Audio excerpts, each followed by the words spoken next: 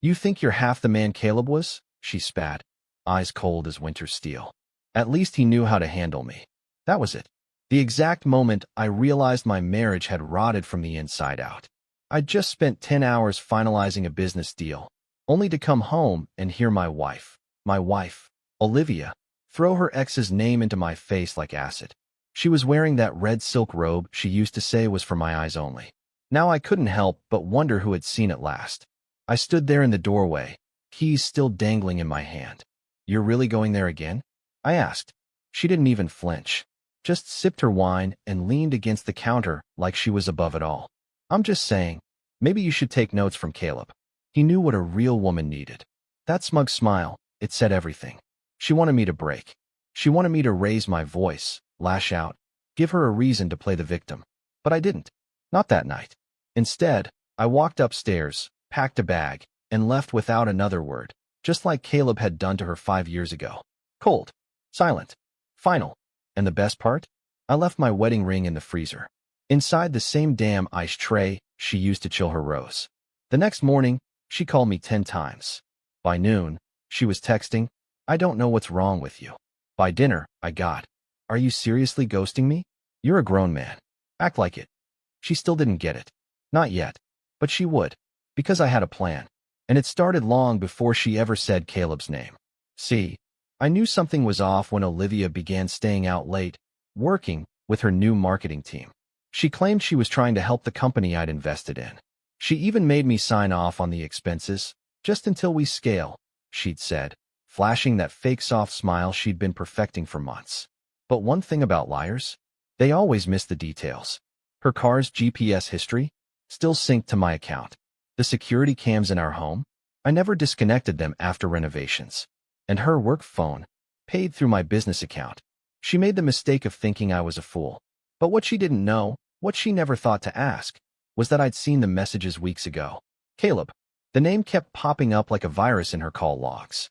See, old friend. Margot. She was clever, but not clever enough. They met up at a hotel downtown. Not even discreet about it. She used our company credit card for champagne and oysters. I kept the receipts. And the night she came home with that smug little glow, telling me I looked tired and should maybe hit the gym like Caleb used to, I didn't flinch. Because the moment she idolized him, compared me to that piece of garbage she swore she'd never speak to again, I realized something. She never moved on. I was a placeholder. A safer, softer version of the man who left her broken. And now? Now I was going to return the favor. But better. Because my silence would hurt louder than all her insults. She thought she still had power over me. That I'd stay, beg, compete with a ghost. But I wasn't going to fight for a woman who glorified her past while erasing our present. I'd already made my move. And she had no idea what was coming next. The morning after I left, I sat in my truck outside a diner off Route 9, nursing a bitter black coffee while her messages kept pinging. One after the other. At first angry, then sarcastic, then suddenly sweet. Typical Olivia. She never actually apologized. Just danced around guilt like it was beneath her. Really mature, Brad. Walking out like that. So what? You're ghosting me now? How Caleb of you. Come on, babe. Let's talk. You're overreacting. Overreacting. That word made my blood boil more than anything. I had screenshots, video clips, timestamps. I wasn't reacting. I was calculating. I'd been watching her spiral back into his orbit for weeks. Pretending to believe her, pretending not to notice the extra perfume, the long showers, the sudden change in passwords. I even watched her rehearse a phone call in the mirror once, like she was auditioning for sainthood. Hi honey, I'm just at Whole Foods, might be late, don't wait up. Whole Foods didn't have rooms with king-size beds. That night, I made my first real move. I called my lawyer and told him to prepare the papers, divorce, asset freeze, and a clause to protect my business. See, Olivia thought she was clever, pushing her creative input into my company. She started showing up at team meetings like she belonged there, talking over my project leads, laughing too loud, like she was the star. She wasn't. She never was. She was the show. And now, the curtain was coming down. I headed back to the city late that evening, not to our home, but to the penthouse I used for business guests, a place she didn't know existed. I sat on the balcony and opened my laptop. Folder by folder, I compiled every piece of proof I had. I wasn't planning on yelling. I wasn't going to cry. No dramatic confrontation. Just exposure. Caleb was a ghost in our marriage. A ghost she kept feeding, kept comparing me to, like some twisted measuring stick. But she forgot. Ghosts don't haunt the living unless you invite them in. And she'd built a whole damn altar for him. As I watched the city lights flicker, my phone buzzed again. A new message. Brad, can we talk? Please. I'm sorry if I went too far. I didn't mean it like that. You know I love you. I stared at those words for a long time. Not because they moved me, but because they didn't. I didn't feel anything. Not hurt. Not anger. Just this numb sense of, you're too late. And that's when I knew. The moment she used Caleb's method on me 5 years ago, disappearing without warning, it shattered her. And now, I was doing the same. But this wasn't about revenge. This was about power. And silence speaks louder than any screamed accusation. I turned off my phone. Let her feel it. Let her sit in that silence and wonder how it feels to be left without a word. Because her reaction, when it finally hit, it was going to be priceless. 3 days passed. No calls. No texts. No replies. I went dark on every platform. Blocked her number. Blocked her family. Even had my assistant intercept any messages that might leak into my work line. Olivia was screaming into the void, and I wanted her to hear the echo of her own decisions. By day 4, she cracked.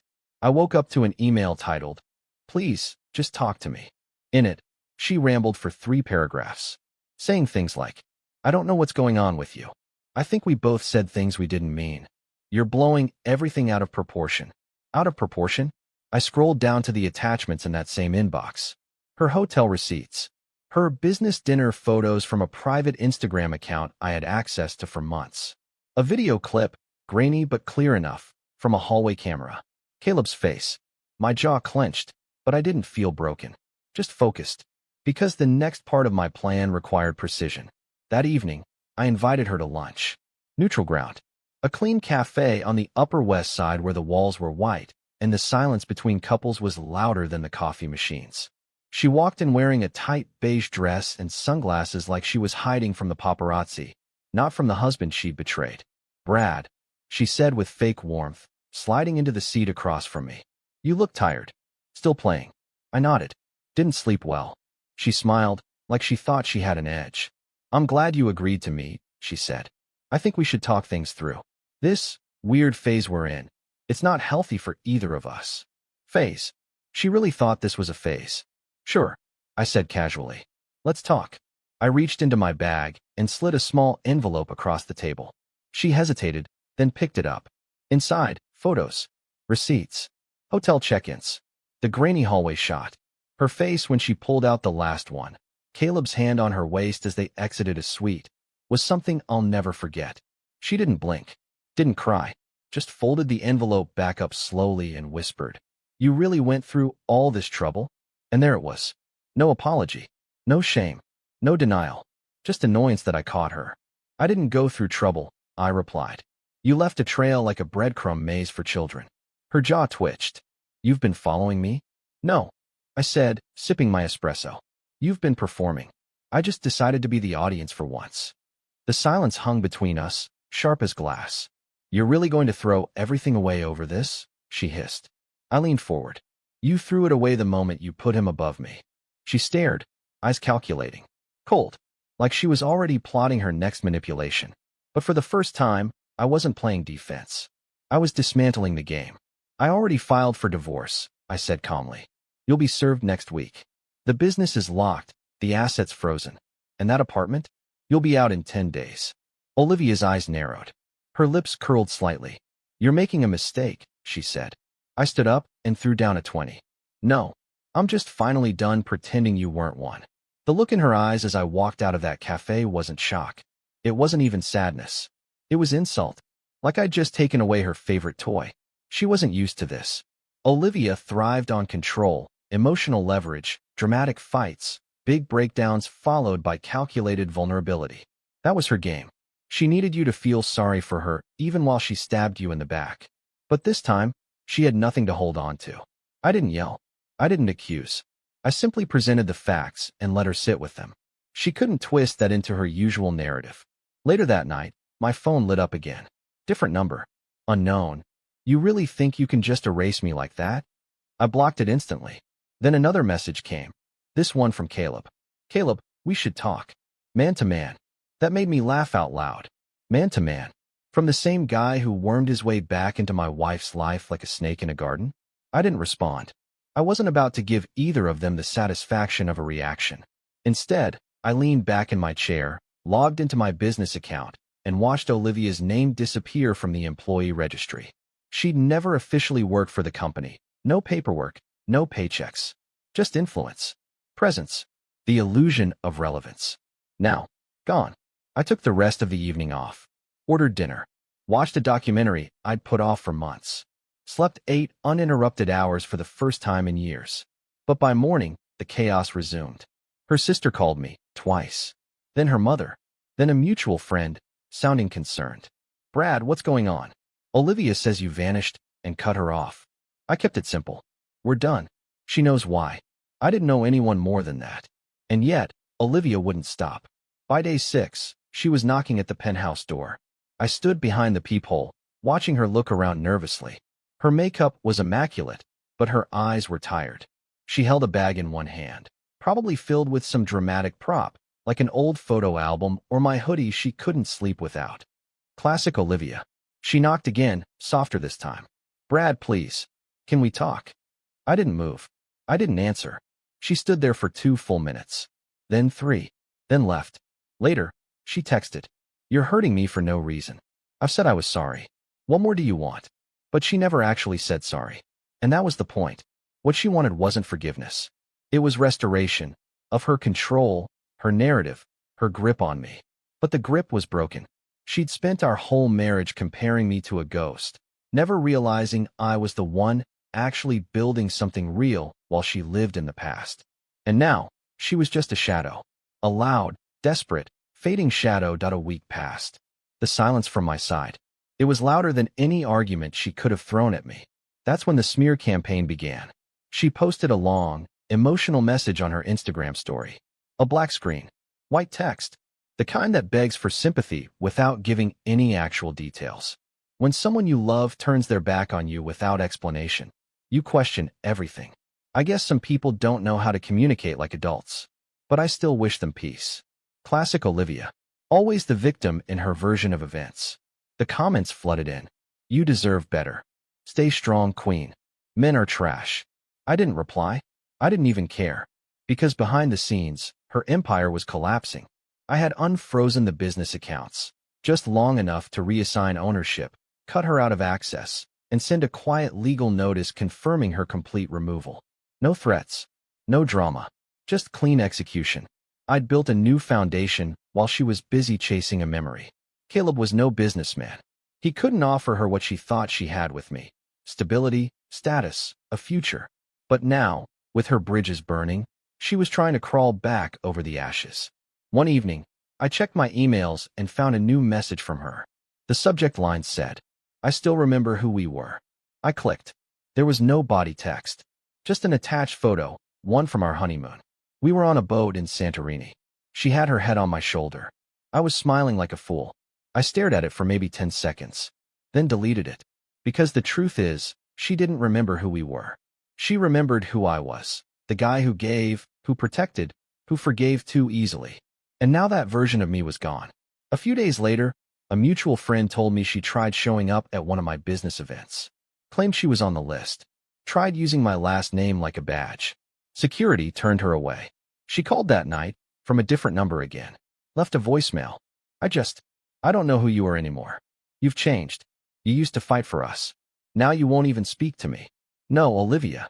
I used to fight for us. You were always fighting for him. The version of love you built around Caleb. The drama. The power games. The constant comparing. I was never in a marriage. I was in a competition I didn't sign up for. And once I stopped playing, it all crumbled. Funny how that works. I poured a drink, sat back on my balcony, and watched the city lights again. They looked different now, like the static had cleared. For the first time in years, I wasn't waiting for the other shoe to drop. I wasn't second-guessing a text, a tone, a lie disguised as a compliment. I was just free. And she was exactly where she deserved to be.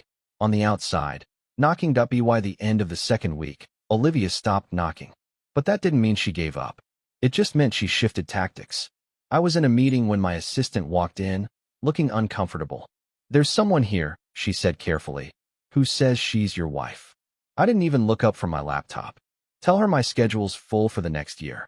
Later that night, I found a letter slid under the door of the penthouse. Handwritten. Her perfume. Dramatic cursive. I didn't read it. I threw it away, unopened. Because I already knew what it said. It would start with, "I just needed closure," transition into, "We both made mistakes," and end with some twisted version of, "I still love you." But Olivia didn't love me. She loved winning. She loved being desired, chased, idolized, like he had done for her in the beginning. And when Caleb vanished, she needed a new worshiper.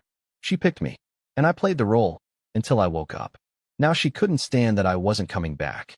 But her final play? It was bold. I got a call from one of my board members the next day. Apparently, Olivia had tried to set up a meeting, claimed she had important intel about my finances, tried to make it sound like I was hiding something. I laughed when I heard that. She was trying to smear me now? I sent my legal team a quick note. Add defamation clause to divorce filing. Let's make it airtight. She underestimated me again. But I didn't just want to beat her. I wanted her to realize she was never even in control. Not for 1 second. So I called Caleb. Blocked number. One call. One message. Just enough to plant the seed. "Congrats, man. She's all yours again. But be careful. She kept comparing you to me." Then I hung up. He didn't call back. But I knew he would crack. Olivia had built this perfect fantasy of Caleb in her mind. A myth, not a man. The moment she realized he couldn't live up to the pedestal she'd placed him on, it would collapse. And it did. 3 days later, I got a voicemail from her. She sounded drunk. Maybe broken. "He's not you, Brad. I was wrong. I didn't know what I had." Finally, the truth. But it didn't feel like victory. It felt like closure. I poured myself a drink, opened my laptop, and finalized the last set of documents for the divorce. Done. Legally, emotionally, financially, done. The storm had passed. And I didn't just survive it. I walked out untouched. And the woman who used to hold my heart? She was just another chapter now. One I would never reread. 2 days after I filed the final set of divorce documents, Olivia showed up one last time. At my office. Bold as ever. She was dressed to kill. Black heels. That fitted blazer I once bought her for a pitch she never actually gave. Eyes full of storm, lips curved in that fake, charming smile she wore like armor. My receptionist buzzed me. "She's here," she said, voice tight. I didn't even look away from my screen. "Tell her I'm in a meeting." I did. She's still sitting in the lobby. 10 minutes passed. Then 20. At exactly the 30-minute mark, I walked out. Not because I wanted to see her, but because I wanted her to see me. I stepped into the lobby like she was just another stranger. She stood, all rehearsed confidence, like this was some scene from a rom-com she'd scripted in her head. "Brad," she started, "we need to talk." I tilted my head. "About what?" "There's nothing left to say." She stepped closer. "You don't just get to walk away. You were my husband. We built a life." I stared at her, unimpressed. "You built fantasies. I built the life. You just moved in." She blinked. That one landed. "Don't do this," she whispered, lower now, trying to reel me back into her performance. I leaned in, voice calm. "Do what? Tell the truth? Face the facts? Own my peace." "You're not even angry," she snapped. "You're just empty." "No, Olivia," I said with a dry smile. "I'm free." She stared at me, silent, but her eyes were wild with panic. She thought she could come here, flash old memories like they still had power, and I'd fold. But this wasn't a fairy tale. It was the end of one. "I made mistakes," she said, trying a softer tone now. "But I didn't think you'd shut me out completely. You weren't like that. You were always forgiving." I interrupted. "Easy to manipulate? Willing to overlook every lie for the sake of us?" Her jaw tensed. "I learned," I said. "From you. And from Caleb. That name. It still hit her like a slap. I used the same method he used on you." Silence. No closure. Just gone. She looked like she might cry, but I knew better. Olivia didn't cry unless someone was watching. I pulled the divorce packet from my briefcase and handed it to her. "You don't have to sign now, but the deadline's in 2 weeks. If you want to avoid court, I suggest you read it." She didn't take it, so I placed it on the nearby table and walked away. And as I turned the corner, I heard her whisper behind me. "Caleb left me." But you destroyed me. I stopped, but didn't look back. I know, I said. And then I left her there, surrounded by silence, her own reflection, and the weight of what she'd finally lost that I didn't see her again after that day in the office. Not in person, at least. But I felt the aftershocks, quiet ones. Friends drifting away. Invitations that stopped coming. Whispers in circles we used to share. Olivia had always been the social flame. Now she was smoke. 2 weeks passed. The deadline arrived.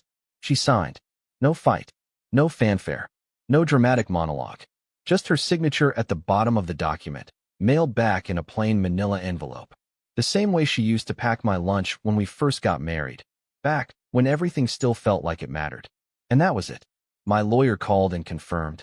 It's final. You're officially free. I thanked him, hung up, and stared out the window for a long while. Waiting, I guess, for that emotion. That sting. Something. Anything. But there was only peace. Not joy. Not revenge. Just clarity. I spent that night alone. No drinks. No distractions. Just my thoughts.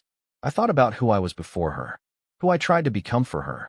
How I twisted myself into something smaller, softer, more understanding, just to meet her impossible expectations. I remembered how often she used Caleb's name like it was scripture. How she made me feel like a substitute teacher standing in for a mythic legend. And yet, I gave her everything. But it was never about being better than him. It was about being enough for someone who didn't even know what love looked like. That's what finally hit me. She didn't betray me because of who I was. She betrayed me because she couldn't love anyone who didn't hurt her. Chaos was her comfort zone. Stability made her restless. Respect bored her. I was never her second choice. I was her rebound from disappointment. A band-aid she ripped off the moment her old wound started itching again. I took a deep breath and stepped outside onto the balcony. The air was cold, sharp, but clean. The city lights blinked like stars trapped in glass towers. I wasn't bitter anymore. I wasn't angry. I was just done. Done mourning someone who never really existed. Done chasing answers from a person who only ever gave performances. And most of all, done letting someone else define my worth. If I had one thing to say to anyone reading this, it's this. If someone constantly compares you to their past, leave. You're not a repairman for their broken dreams. You're not a character in their nostalgia. You deserve someone who sees you, not a shadow of someone else. And if they ever come crawling back, don't slam the door. Leave it open, so they can see what peace looks like when they no longer have the key. Because the best revenge isn't rage. It's silence, and a life rebuilt without them in it.